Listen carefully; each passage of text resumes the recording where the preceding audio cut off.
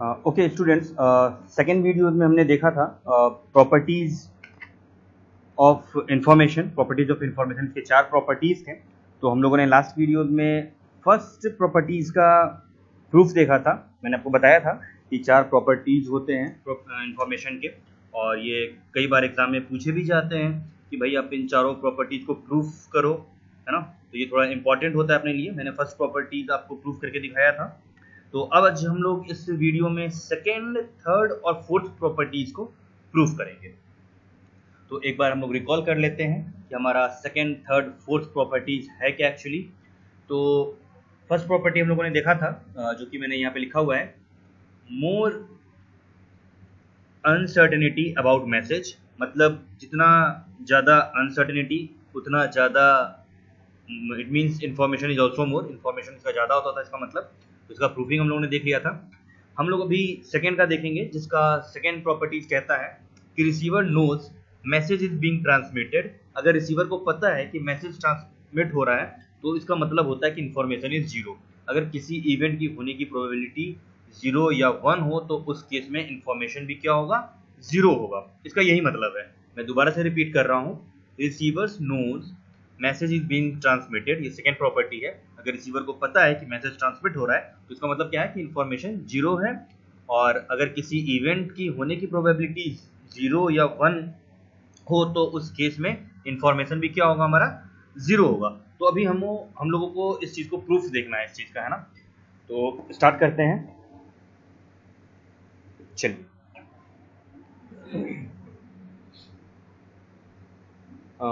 सबसे पहले तो आप लोगों ने नोट कर लिया होगा कि if the information, second properties क्या है कि if receiver know the message is being transmitted, information is also 0, information 0 होगा। तो इसके लिए मैं ये लिख सकता हूँ, सॉरी यहाँ पे लिखता हूँ मैं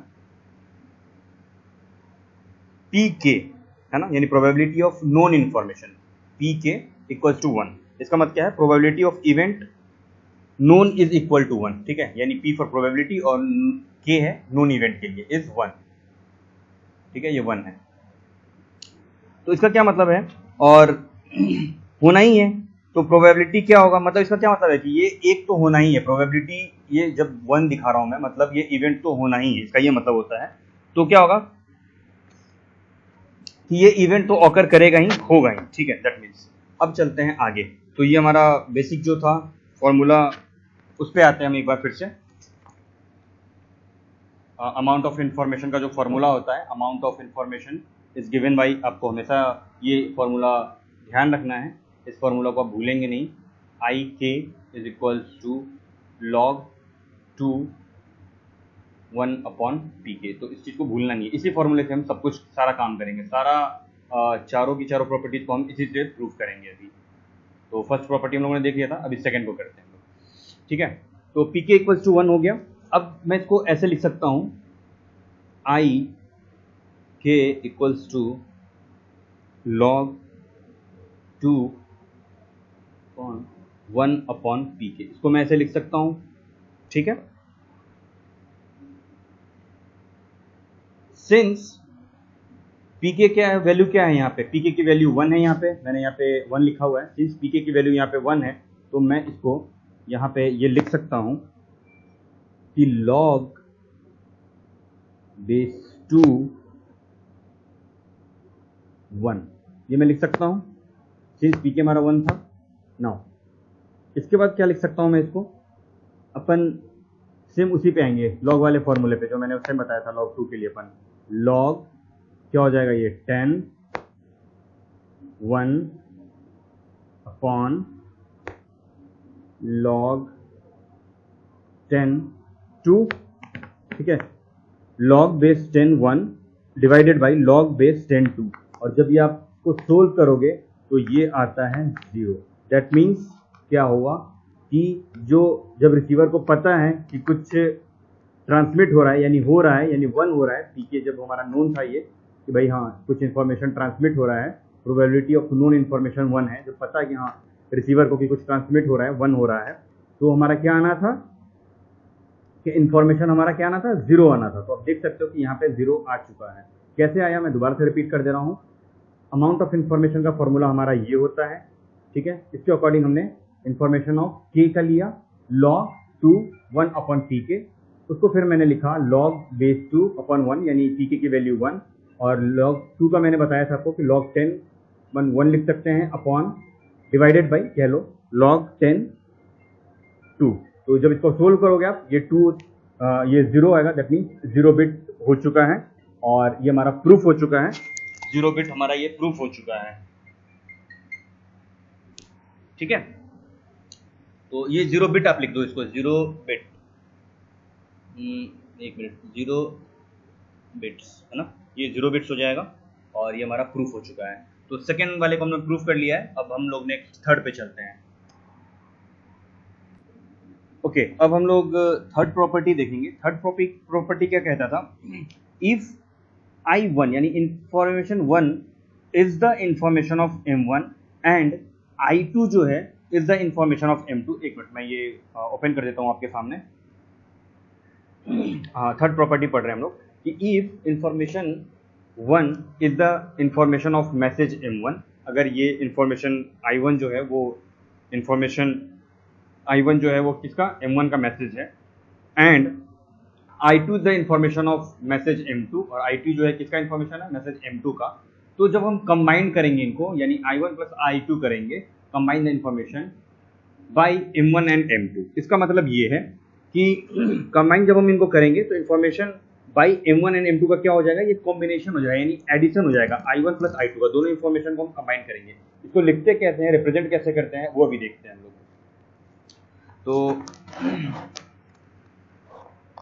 इसका मतलब ये है कि सपोज करो आप ये I1, ये मेरा एक इंफॉर्मेशन है जिसका मैसेज क्या है, M1 है, और दूसरा मेरा इंफॉर्मेशन क्या था, I2, जिसका मैसेज क्या था, M2 था। तो मैं जब इनको कंबाइन करूंगा, दैट मीन्स कंबाइन करूंगा I1 प्लस I2 को जब मैं ऐड करूंगा तो क्या आना चाहिए मेरा, ये दोनों मैसेज को जब ऐड करूंगा तो मेरा ये प्रूफ होना चाहिए कि I1 प्लस I2 कंबाइंड हो रहा है। ठीक है, इस प्रॉपर्टी का ये मतलब है। तो हम इसको एज्यूम कर लेते हैं कि लेटर सपोज कर लेते हैं कि M1 की प्रोबेबिलिटी क्या है, P1, और M2 की प्रोबेबिलिटी, मैसेज M2 की प्रोबेबिलिटी P2 है। ठीक है, इसके बेसिस पे हम इसको सोल्व करेंगे अभी। तो मैं इसको लिख सकता हूं अगेन कि I1 is equals to log 2, same formula है अमाउंट ऑफ इंफॉर्मेशन वाला, I1 is equal to 1 upon P1। ठीक है, मैंने यहाँ पे P1 लिखा है PK की जगह पे, क्योंकि I के लिए डोनेट करना था मुझे, है ना, इंफॉर्मेशन 1 के लिए, इससे मैंने इसको P1 लिखा कि प्रोबेबिलिटी ऑफ 1, यानी मैसेज M1 के लिए। ठीक है, एंड I2 यानी इंफॉर्मेशन 2 log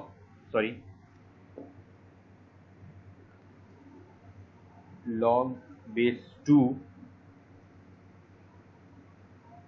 को मैं लिख सकता हूं 1 upon P2। Since message M1 और M2 आर इंडिपेंडेंट मैसेज, ये दोनों क्या है, इंडिपेंडेंट मैसेज हैं, the probability of composite message, इनका जो कंपोजिट होगा वो क्या हो जाएगा, ये दोनों क्या है, अभी इंडिपेंडेंट है, दोनों मैसेज क्या है, इंडिपेंडेंट मैसेज है। मैं यहाँ पे लिख दे रहा हूँ, एक मिनट, जस्ट मोमेंट, मैं यहाँ पे लिख रहा हूँ, since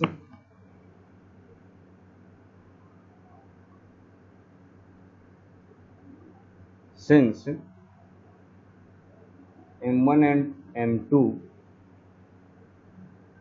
are independent, the probability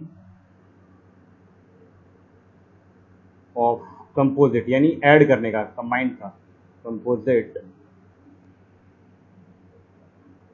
message is P1 P2, ये कंबाइंड हो रहा है अभी, है ना।